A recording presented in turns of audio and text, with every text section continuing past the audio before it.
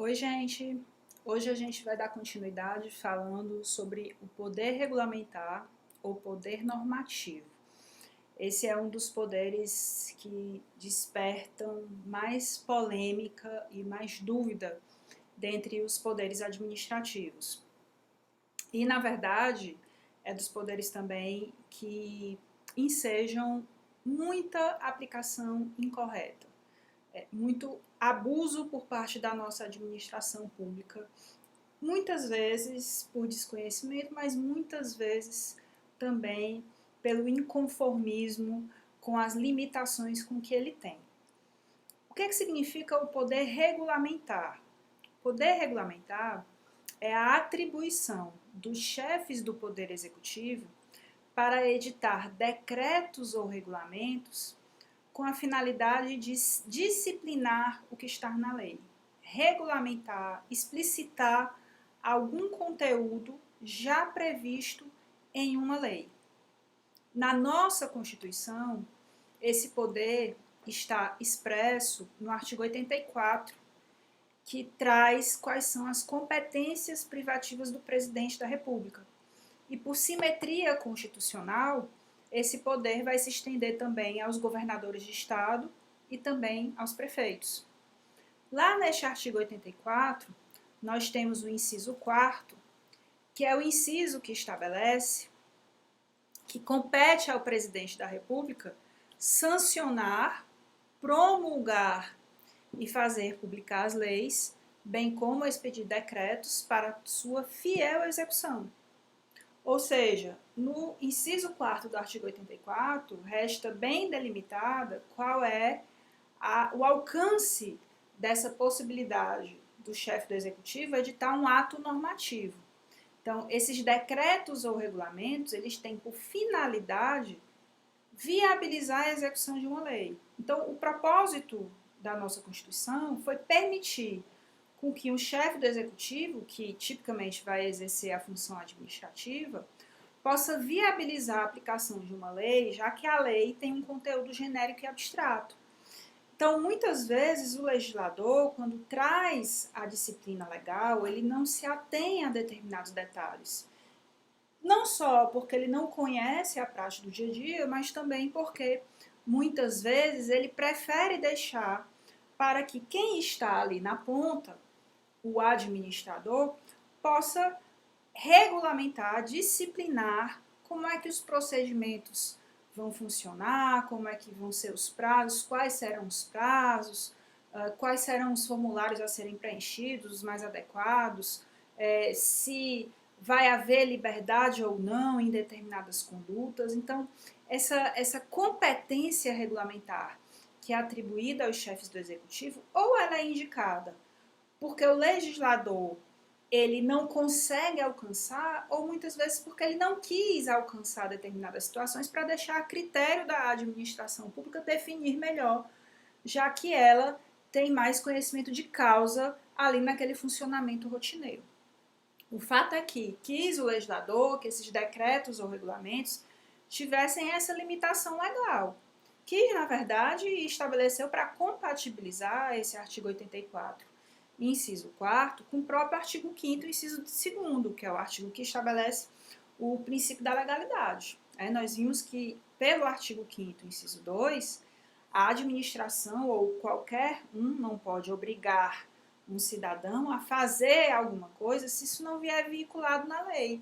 E isso impõe uma obrigação à administração pública de que ela só pode obrigar alguém por meio de lei. Então, não posso obrigar alguém por meio de decreto ou por meio de regulamento. O máximo que o decreto ou o regulamento vão poder fazer é regulamentar o que já está anteriormente veiculado na lei, pois só a lei pode criar obrigações, pode extinguir direitos, pode inovar no ordenamento jurídico. Por isso que a gente diz que a lei é um ato normativo primário, justamente porque ela tanto decorre diretamente da Constituição, como ela pode inovar no ordenamento jurídico. Já os atos normativos secundários são aqueles que decorrem da lei e cujo papel é regulamentar o que nela está. É justamente o que se refere aos decretos e regulamentos mencionados aqui no artigo 84, inciso 4º. Eles são atos normativos secundários, assim como as instruções normativas, algumas espécies de portarias, assim como resoluções, regimentos de órgãos colegiados, dentre outras espécies de atos normativos que a nossa administração pública pode editar.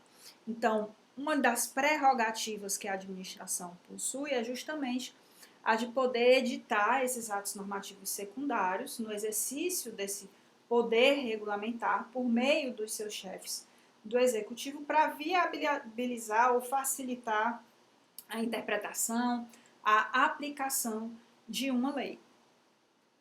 Ocorre que esse poder regulamentar, segundo a professora Maria Silva Zanella de Pietro, tem uma manifestação também não apenas limitada a essa esfera de competência dos chefes do Poder Executivo. Ele, na verdade, se difunde por toda a administração pública, porque os demais agentes da administração pública também podem editar outras espécies de atos de teor normativo, de conteúdo normativo, como eu já citei, as instruções normativas, as resoluções. E esses demais atos normativos, por se difundirem por toda a administração pública e não se limitarem apenas a uma atividade do chefe do Poder Executivo, ela entendeu por denominar como atos decorrentes do poder normativo. E, na verdade, o poder normativo ele acaba sendo o quê? Uma dimensão mais ampla, um sentido mais amplo do que o poder regulamentar. Então, o poder regulamentar, ele é estrito aos chefes do Poder Executivo. E ele vai se manifestar por meio da edição pelos chefes do Executivo de decretos, que é a classificação no aspecto formal, ou regulamentos, que é no aspecto material de conteúdo desses atos normativos, ou seja, que tem um conteúdo geral e abstrato, mas um pouco mais delimitado, mais específico do que a lei, porque decorrem dela. Já o poder normativo vai ser o sentido mais amplo desse poder regulamentar, porque ele vai além dos chefes do executivo, ele se difunde por toda a nossa administração pública.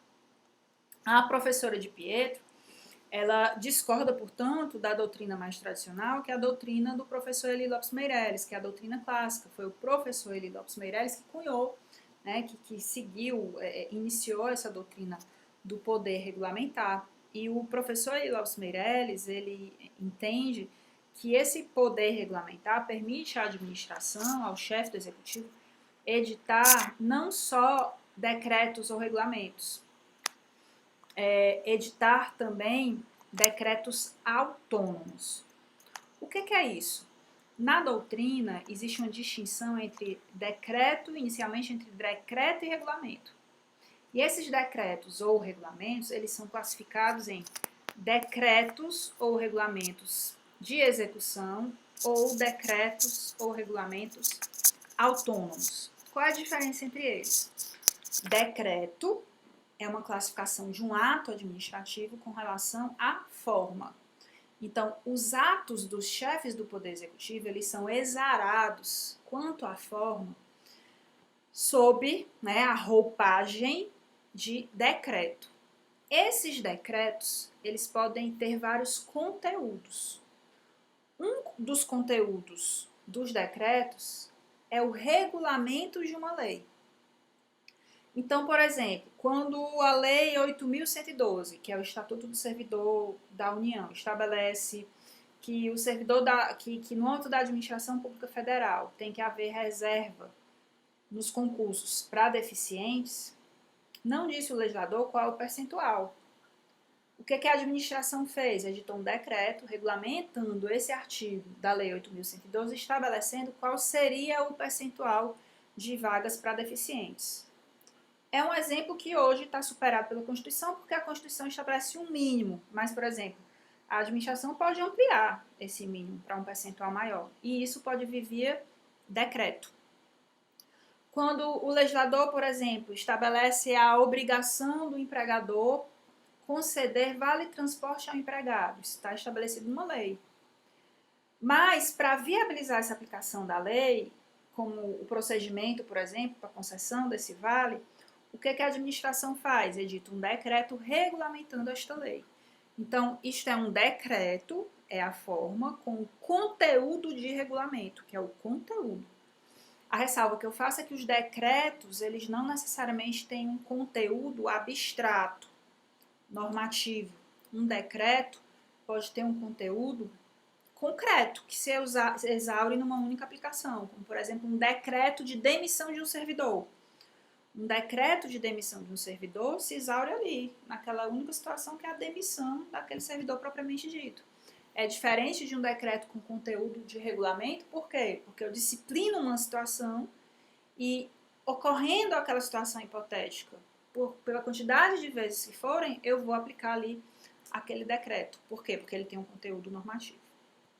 Mas, enfim, feita essa distinção entre decreto e regulamento, nós temos que a nossa doutrina distingue esses decretos ou regulamentos em de execução e autônomos.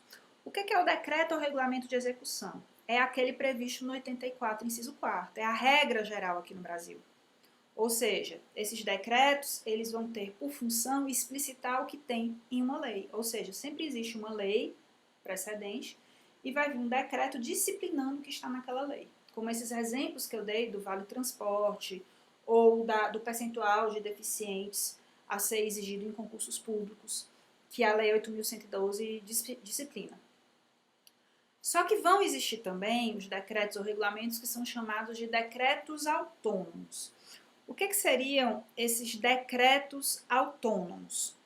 Os decretos autônomos seriam aqueles que podem disciplinar situações que não estão previstas em lei.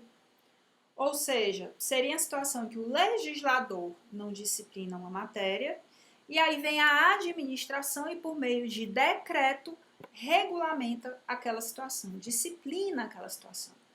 Será que o decreto autônomo ou o regulamento autônomo é compatível com o nosso ordenamento jurídico? Será que pode a nossa administração pública, por meio de decreto, disciplinar uma situação que não está prevista em lei? Será que isso não entra em choque com o próprio princípio da legalidade, que está lá no artigo 5º, inciso 2º, que estabelece que nós só podemos ser obrigados a fazer ou deixar de fazer algo se não em virtude da lei? Pois bem, para o professor Eri Lopes Meirelles, pode.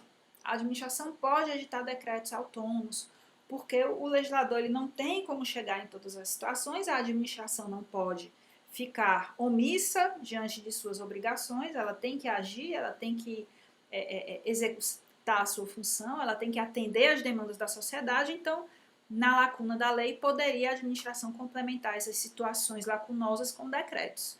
Mas esse não é o entendimento majoritário. O entendimento majoritário da doutrina é que, na verdade, o decreto autônomo só pode existir em situações expressas na própria Constituição. E a nossa Constituição, ela traz essas situações aqui no mesmo artigo 84, mas aqui no inciso 6º. E essa disposição é, inclusive, uma disposição muito recente, ela só foi prevista a partir de 2001, com a emenda constitucional 32. Então, o que é que diz o artigo 84, inciso 6º?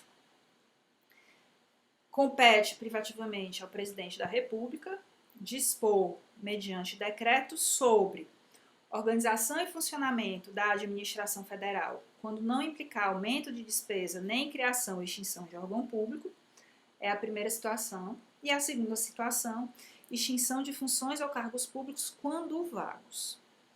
Antes dessa emenda 32, havia nesse inciso uma vírgula na forma da lei, ao final de cada item.